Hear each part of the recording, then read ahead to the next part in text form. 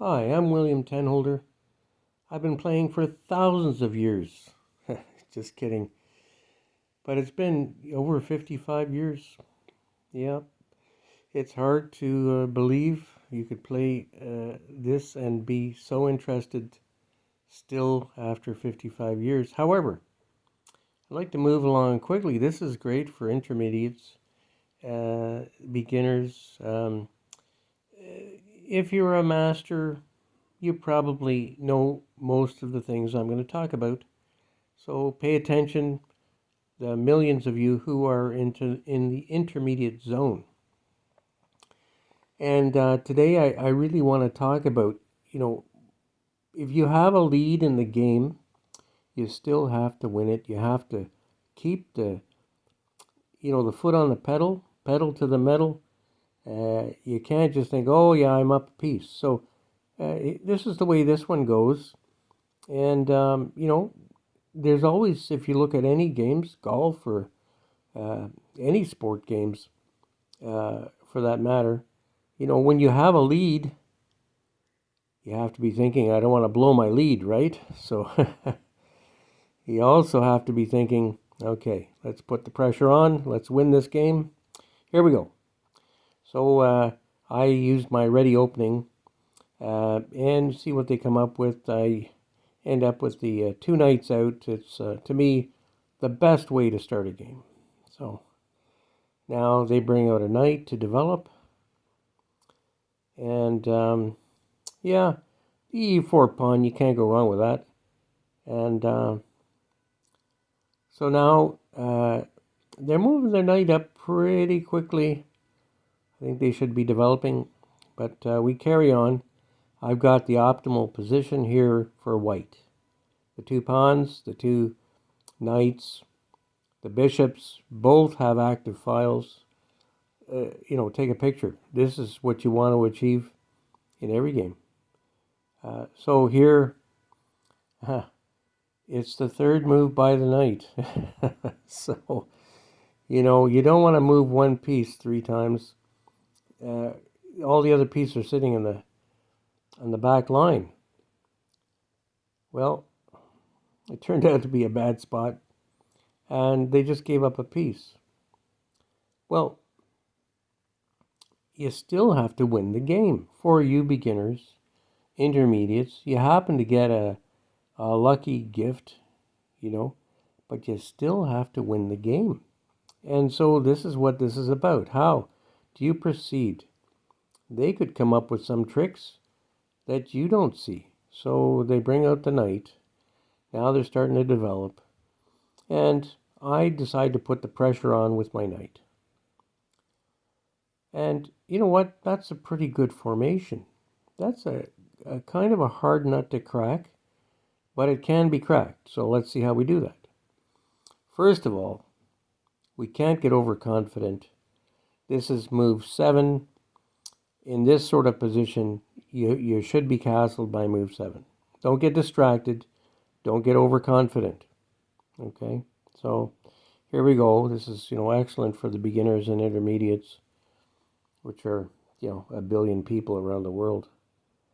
And so for you billions out there and billionaires, which I've played a few of those too. So, yeah, I'm going to kick my knight out. And the proper thing is, you have a plan. If it's not working, just go back, reset. Okay? You're still in a great position. You're up a piece. You got nothing to lose if you get back into your proper, good position. So, again, for the beginners, intermediates, don't worry about going back. So, they've got a good move and attack now. They're starting to gain some momentum. And so an attack on the bishop. I take with the pawn. They take with the pawn. These things are all thought about and calculated. Trust me. Sometimes we spend minutes thinking about what is the best pawn to take, what's the best outcome. And in this case, I decided to exchange, and then a check on the king with the rook. So they're going to guard. And so now that bishop is pinned and the queen is locked in too, right? So not so good for black at this point. I think my development is far superior, and I just have to press the advantage. So we'll move along very quickly now into how to press this advantage. We bring the bishop into the light squares. I always think that this is, if you look at the white squares that the bishop controls, all the way to h7, all the way to a6, I mean, that's a great power position. So, it's just setting up things for the future. So now on move 11, black decides to castle after spending 3 moves on the opening with the knight. They should have been castled sooner than that. But okay, still, white has to win the game. So let's move along quickly. We'll shorten this up. Now, this move I do only when there are 2 pieces blocking the queen. And in this case, the bishop is blocking the queen, the knight is blocking the queen. Then I come up with this move, which can lead to a checkmate pretty quickly. So there's a threat there. This is a good response. I had to think about this one for a few minutes. And yeah, I decided there is still an attack with that move. Okay, they respond with their bishop, which of course is attacking the h2 pawn. You can't underestimate that. You have to keep it in mind. So what do? Yes, continue on with your attack.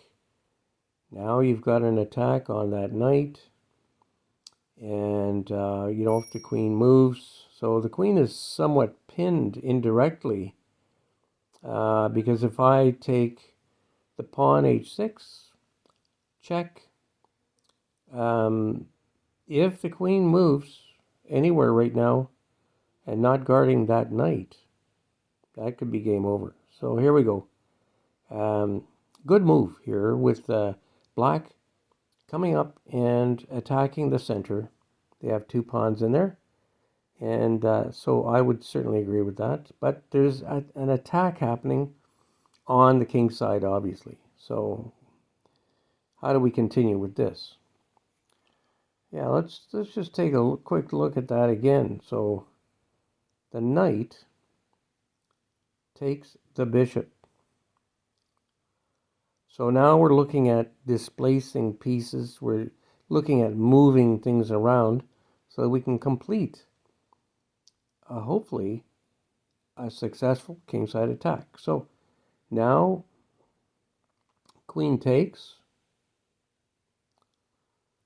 and we're up in material and way up, and we can win this game with the exchange of queens. I recommend this for all of you players, everybody from A to Z, beginner to grandmaster. Exchange those queens when you're up.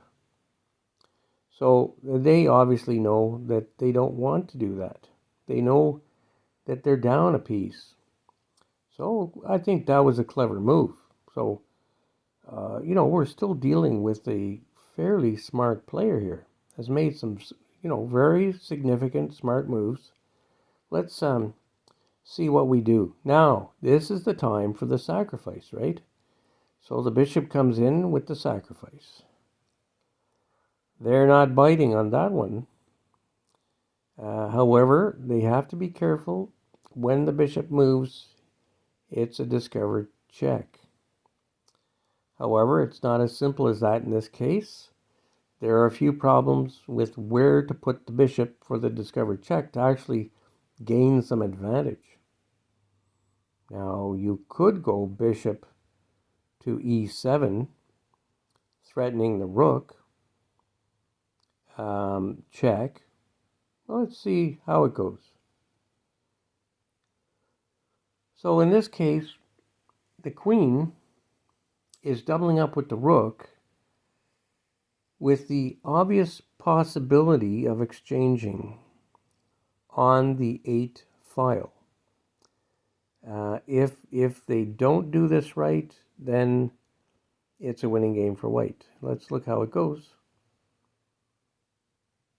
So let's get this.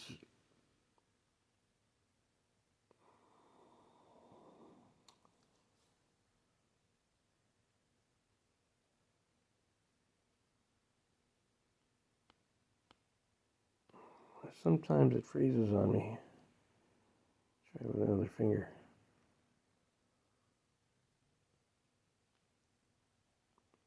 Okay. So they bring the rook over.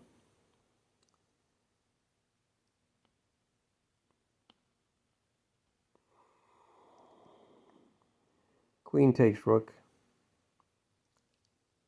King moves. Queen takes queen. And now the material advantage is obvious.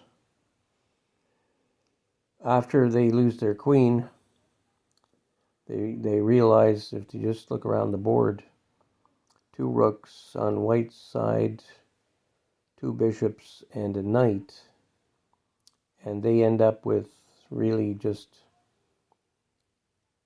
a rook, a bishop, and a knight. They're down 2 pieces. And so they decided to resign. So the main thing was to keep the pressure up, have a good plan how to win with an advantage. And in this case, I upped my advantage from 1 piece to 2 pieces, and they resigned. So this is my advice for all of you, A to Z, the billions that love to play chess. Happy hunting out there, and I hope this was instructive and informative and will help you win your games.